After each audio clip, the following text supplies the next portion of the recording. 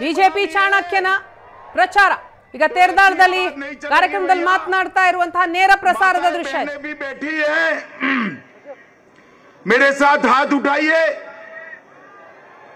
विजय के संकल्प की मुट्ठी भींचिए और प्रचंड आवाज से बोलिए भारत माता की, भारत माता की, भारत माता की। मंच पर उपस्थित हमारे यहां के सांसद श्रीमान पीसी गद्दीगौर जी, मंच पर उपस्थित श्री गोविंद कारजोल जी, मंच पर उपस्थित श्री सिद्धू सावदी जी, मंच पर उपस्थित श्री जगदीश गुंडा गुंटी मठ जी, और आज यहां पर हमारे श्री नायब सिंह सैनी जी, आगे आओ नायब सिंह, वो हरियाणा से यहां चुनाव के प्रबंधन के लिए, नायब सिंह के लिए ताली बजाओ। हमारे बड़े नेता श्री मुरुगेश निरानी जी, और आज के कार्यक्रम में आए हुए प्यारे भाइयों बहनों माताओं और मेरे जिगर के टुकड़े जैसे युवा मित्रों, आज सबसे पहले मैं अल्लम प्रभु मंदिर, श्री बनशंकरी मंदिर, श्री सिद्धरामेश्वर मंदिर, श्री दत्तात्रेय मंदिर और श्री वेंकट रमण मंदिर को प्रणाम कर कर मेरी बात की शुरुआत करना चाहता हूं। भाई और बहनों, अल्लम प्रभु जी बसवन्ना की बात को आगे ले जाने वाले एक प्रमुख प्रचारक थे और प्रमुख संत होने के साथ साथ महान कवि भी थे। उन्होंने अपनी कविताओं के माध्यम से बसवन्ना के वचनों को हर गांव में पहुंचाने के लिए पूरा जीवन कार्य किया। मैं आज फिर से एक बार अल्लम प्रभु को प्रणाम कर कर मेरी बात की शुरुआत करना चाहता हूं। मित्रों, ये भूमि चालुक्य राजवंश के दूरदर्शी शासकों की भूमि है। उन्होंने बदामी, एहोल, पट्टादाकल, उसमें अनेक प्रकार के शिल्पों की निर्मित की। मित्रों, मीडिया वाले जरा सेट कर कर बैठ जाए, जरा प्लीज आप बैठ जाइए। और आज इस भूमि पर मैं यहां की जनता को अपील करने आया हूं कि आने वाले चुनाव में मोदी जी के नेतृत्व में कर्नाटक में पूर्ण बहुमत की डबल इंजन सरकार बनाइए। आज जो मैं भीड़ देख रहा हूं, अभी जितने लोग पंडाल में है इससे ज्यादा बाहर रोड पर है। मैं 15 मिनट वो सबको मिलते मिलते आया हूं। मित्रों, ये भीड़ ही बता रही है कि कर्नाटक में फिर से एक बार भारतीय जनता पार्टी की सरकार बनने जा रही है। मित्रों, ये चुनाव हमारे आगे आइए तो हमारे प्रत्याशी को सिर्फ विधायक बनाने का चुनाव नहीं है। आगे आइए, तीनों चारों लोग, निरानी आओ आगे भैया। एक चुनाव सिर्फ चारों लोगों को विधायक मंत्री बनाने का चुनाव नहीं है। ये चुनाव है कर्नाटक के भविष्य को मोदी जी के हाथ में देने का चुनाव है। कर्नाटक को एक संपूर्ण विकसित राज्य बनाने, बैठने का चुनाव है। ये चुनाव एक और पॉलिटिकल स्टेबिलिटी और नए कर्नाटक का चुनाव है जो भारतीय जनता पार्टी लेकर आई है। पॉलिटिकल स्थिरता, राजनीतिक स्थिरता और विकास, ये दोनों भारतीय जनता पार्टी ही कर सकते हैं। और दूसरी ओर डबल इंजन सरकार भी भारतीय जनता पार्टी ही दे सकती है मित्रों, भारतीय जनता पार्टी भी। एक और डबल इंजन सरकार भारतीय जनता पार्टी की है तो दूसरी ओर रिवर्स गियर सरकार है। एक कांग्रेस की सरकार बनी ना तो कर्नाटक का विकास रिवर्स गियर में पड़ने वाला है, मेरी बात याद रखना मित्रों। ये जनरेशन चेंज का चुनाव है और हम मोदी जी के नेतृत्व में फिर से एक बार सरकार बनाएंगे। बनाएंगे ना? जरा जोर से बोलो, बनाएंगे ना? माताओं, भाइयों, बहनों, भारतीय जनता पार्टी ने कर्नाटक का 4 साल में श्री येदियुरप्पा और सी बोम्माई के नेतृत्व में बहुत विकास किया है। मोदी जी ने 9 साल से कर्नाटक को केंद्र से ढेर सारे पैसे और योजना भेजने का काम किया है। इसकी बात तो मैं बाद में करूंगा, मगर अगर कांग्रेस गलती से भी आ गई, बहनें मेरी बात खास सुने, कांग्रेस घाटी में भी आ गई तो ऑल टाइम हाई करप्शन होगा, तुष्टीकरण होगा, ऑल टाइम हाई परिवारवाद होगा और कर्नाटक पूरा दंगे से ग्रस्त हो जाएगा। मित्रों, आप चाहते हैं PF पर से बैन उठ जाए? चाहते हैं क्या? चाहते हैं? कांग्रेस पार्टी कहती है PF पर बैन लगाने की जरूरत नहीं थी। माताओं, भाइयों, बहनों, अभी अभी हमारी सरकार ने एक यहां धर्म के आधार पर मुस्लिम रिजर्वेशन था, 4% रिजर्वेशन भारतीय जनता पार्टी की सरकार ने वोट बैंक की लालच में पड़े बगैर ये मुस्लिम रिजर्वेशन को समाप्त कर दिया है। हम मानते हैं कि धर्म के आधार पर रिजर्वेशन नहीं होना चाहिए और मुस्लिम रिजर्वेशन समाप्त करने के बाद ST, SC, वोकलिगा और लिंगायत सबके रिजर्वेशन में बढ़ोतरी करने का काम ये भारतीय जनता पार्टी की सरकार ने किया है। SC भाइयों के रिजर्वेशन में भी हमने आंतरिक आरक्षण, इंटरनल रिजर्वेशन करा है। SC लैब के लिए 6% करा है, SC राइट के लिए 5.5% करा है और बाकी सारों के लिए भी 5.5% कर हमने सामाजिक न्याय को ठीक करने का प्रयास किया है। ये कांग्रेस पार्टी के अध्यक्ष कहते हैं कि अगर कांग्रेस की सरकार आई तो मुस्लिम रिजर्वेशन फिर से आएगा।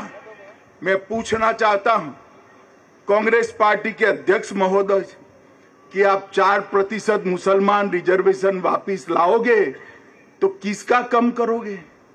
वोकलिगा का कम करोगे? लिंगायतों का कम करोगे? दलितों का कम करोगे? या ST का कम करोगे? या OBC का कम करोगे? माताओं, भाइयों, बहनों, क्या आप चाहते हैं वोकलिगा और लिंगायत का रिजर्वेशन कम हो? चाहते हैं? क्या आप चाहते हैं कि SC reservation, schedule caste reservation कम हो? अगर 4% कांग्रेस बढ़ाना चाहती है तो किसी का कम करना पड़ेगा। मैं कांग्रेस को इस मंच से पूछना चाहता हूं, आप किसका रिजर्वेशन कम करोगे, ये आप बताइए। और अभी अभी हमारे 1-2 नेता पार्टी छोड़ गए तो उनको लगता है कि बहुत बड़ा फायदा हो गया।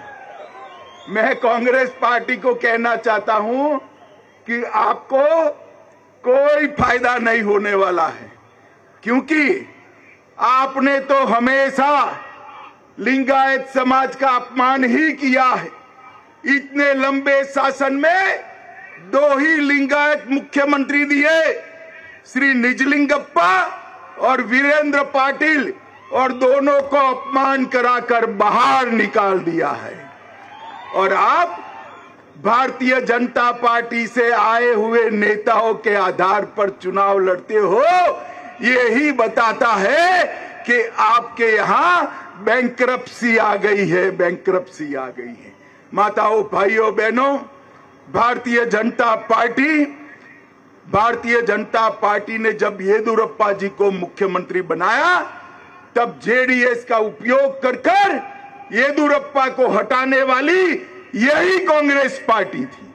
और आज वो हमारे कुछ नेताओं के साथ रहकर आगे बढ़ना चाहते हैं, मगर कर्नाटक और विशेषकर उत्तरी कर्नाटक, कित्तूर कर्नाटक के लोग इसको नहीं सहन करेंगे। माताओं, भाइयों, बहनों, एक दूसरी पार्टी भी लड़ रही है, जेडीएस पार्टी। जेडीएस को वोट मतलब कांग्रेस पार्टी को वोट। मुझे बताओ, जेडीएस की जितनी भी सीटें आएगी, अंत में वो कांग्रेस के साथ जाएंगे या नहीं जाएंगे? भाई बताओ, जाएंगे या नहीं जाएंगे? तो कांग्रेस को वोट नहीं देना चाहते हो तो सीधा वोट भारतीय जनता पार्टी को दीजिए। हम मोदी जी के नेतृत्व में कर्नाटक का विकास करेंगे। मित्रों, मोदी जी ने पूरे कर्नाटक को येदियुरप्पा जी और बाद में बोम्मई जी के नेतृत्व में कोरोना से बचाने का काम किया है। आप सभी लोग जिनको कोरोना के दोनों वैक्सीन लग गए हो, अपना हाथ ऊपर करिए तो किसको किसको लगा है? सबको लगा है ना? कहीं पर भी तकलीफ पड़ी है भैया? 25 पैसा भी देना पड़ा है? मोदी जी ने 130 करोड़ की जनता को 240 करोड़ वैक्सीन देकर देश को कोरोना से सुरक्षित करने का काम किया है। और ये कांग्रेस वाले परिवारवाद की राजनीति के अलावे कुछ नहीं करते। ये डबल इंजन सरकार ने कलसा बंडूरी, अपर भद्रा, लंबानी थांडा और कुरबा हत्ती को राजस्व गांव का दर्जा लेने का काम ये भारतीय जनता पार्टी की सरकार ने किया है। माताओं, भाइयों, बहनों, सबसे बड़ा खतरा दक्षिण में पीएफआई से किसी को था तो कर्नाटक को था। आए दिन हत्या करते थे। हमारे एक कार्यकर्ता प्रवीण की हत्या कर दी और वो आगे भी बढ़ रहे थे। मोदी जी ने एक दिन सुबह पीएफआई को बैन कर कर्नाटक पीएफआई के सारे नेताओं को जेल में डालने का काम कर दिया। मुझे बताओ भाई, ये अच्छा किया या नहीं किया? जरा जोर से बोलो, अच्छा किया या नहीं किया? मोदी जी ने पीएफआई पर बैन लगाया और आज मैं आपको पूछने आया हूं, माताओं, भाइयों, बहनों, मुझे बताओ, ये कश्मीर जो है हमारा है या नहीं है? जोर से बोलो, हमारा है या नहीं है? धारा 370 हटनी चाहिए या नहीं हटनी चाहिए थी? 70 साल से एक कांग्रेस पार्टी धारा 370 को एक बच्चे की तरह गोदी में सहला रही थी, क्योंकि उनकी वोट बैंक थी। मोदी जी ने एक दिन सुबह 5 अगस्त 2019 को कलम के एक झटके से धारा 370 को समाप्त कर दिया और ये कश्मीर हमेशा के लिए भारत का हिस्सा बन गया। उस वक्त ये जेडीएस, कांग्रेस, ममता, नीतीश कुमार, कम्युनिस्ट, ये सारे काऊ काऊ काऊ काऊ काऊ काऊ काऊ काऊ, अरे मत हटाओ, मत हटाओ। मैं ही बिल लेकर गया था पार्लियामेंट में। मैंने पूछा क्यों ना हटाए, तो उन्होंने कहा खून की नदियां बह जाएगी कश्मीर में, हजारों लोग मारे जाएंगे, अरे राहुल बाबा, खून की नदियां छोड़ो, किसी में कंकर चलाने की हिम्मत नहीं है, कंकर चलाने की। मुझे बताओ माताओं, भाइयों, बहनों, अयोध्या में राम मंदिर बनना चाहिए या नहीं बनना चाहिए? जरा जोर से बोलो, बनना चाहिए या नहीं बनना चाहिए? ये कांग्रेस और जेडीएस इतने सालों से राम मंदिर को अटका रहे थे, भटका रहे थे, लटका रहे थे। कोर्ट का फैसला आया और मोदी जी ने राम जन्मभूमि का शिलान्यास करने का काम कर दिया। और मैं कह कर जाता हूं भाई, कुछ ही समय बाकी है, आकाश को छूने वाला भव्य राम मंदिर अयोध्या में बनेगा। अपनी टिकट तैयार कर कर रखना, अपनी टिकट तैयार कर कर। ये कांग्रेस पार्टी रिवर्स गियर सरकार है। उनकी सरकार जब जब चलती है विकास रुक जाता है।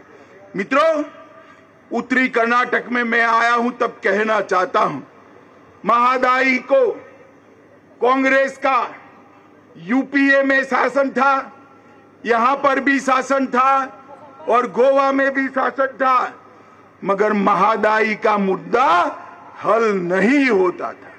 उत्तरी कर्नाटक के लिए महादाई का मुद्दा अगर किसी ने हल किया तो भारतीय जनता पार्टी ने किया।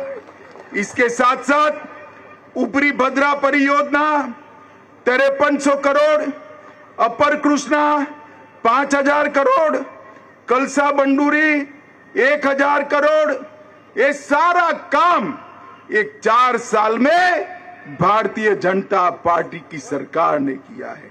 मित्रों, इसके साथ साथ भारतीय जनता पार्टी की सरकार ने ढेर सारे समग्र कर्नाटक के लिए भी विकास के काम किए हैं। मैं आज यहां आया हूं तब अभी हथकरघा को चालू कर कर मैंने ट्रायल ली है। मेरे नेकारा सम्मान योजना का आज जरूर बताना चाहूंगा।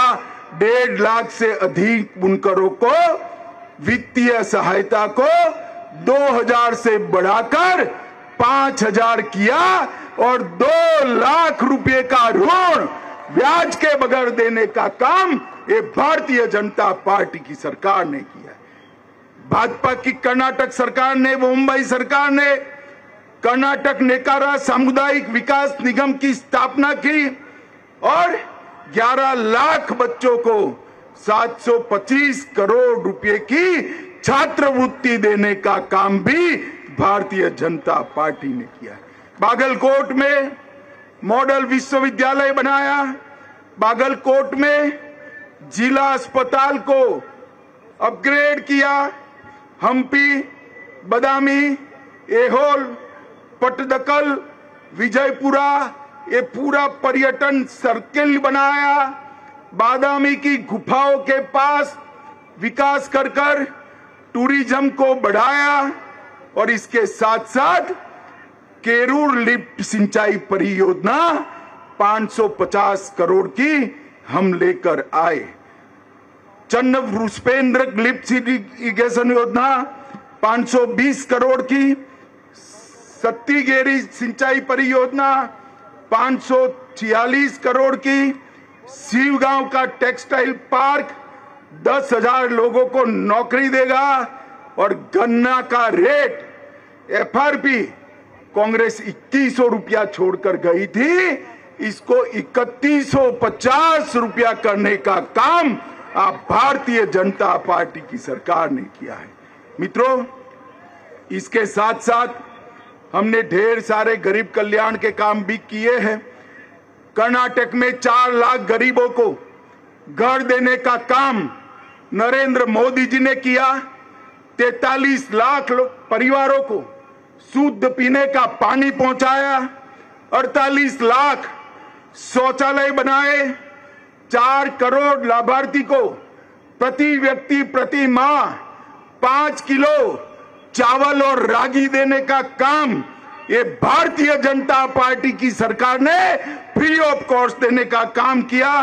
54 लाख किसानों को 10,000 रुपया प्रधानमंत्री कृषि सम्मान निधि लगभग 15,000 करोड़ रुपया भेजने का काम किया। 1.38 करोड़ लोगों को आयुष्मान भारत योजना का 5 लाख तक का पूरा फायदा फिर से एक बार भारतीय जनता पार्टी की सरकार ने दिया और 37 लाख महिलाओं को गैस का सिलेंडर भी भारतीय जनता पार्टी की सरकार ने किया। मैं कांग्रेस पार्टी के नेताओं को पूछना चाहता हूं, इसका 10% भी अगर आपने कभी किया है ना अपने 60 साल के शासन में, 10% भी, तो वोट मांगना। मगर वो तो अपने 2 नेताओं की लड़ाई से बाहर ही नहीं आते हैं। कौन मुख्यमंत्री बनेगा? भाई आप दोनों में से किसी को नहीं बनना है। काम क्या झगड़ा क्यों कर रहे हो? सिद्धरामैया जी और कांग्रेस अध्यक्ष दोनों लड़ रहे, मुख्यमंत्री कौन बने कौन बने।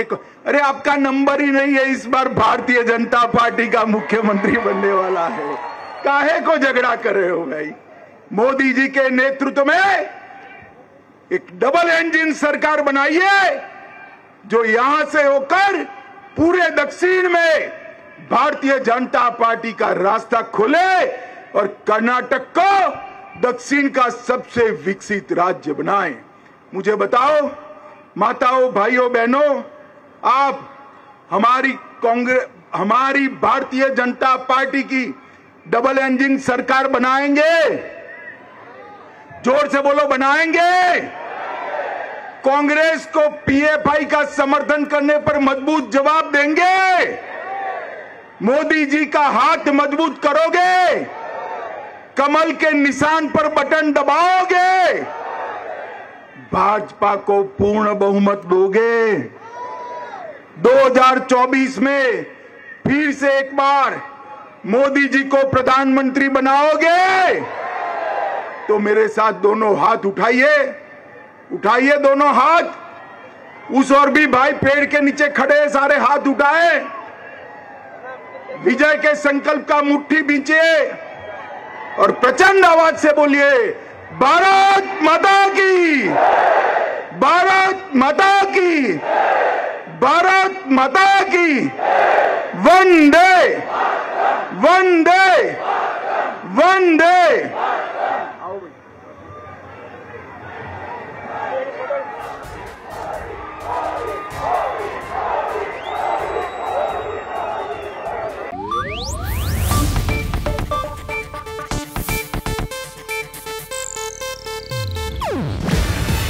ಇದು ಏಷ್ಯಾನೆಟ್ ನ್ಯೂಸ್ ನೆಟ್ವರ್ಕ್ ಪ್ರಸ್ತುತಿ. ನೀವು ನೋಡ್ತಿದ್ದೀರಾ ಏಷ್ಯಾನೆಟ್ ಸುವರ್ಣ ನ್ಯೂಸ್.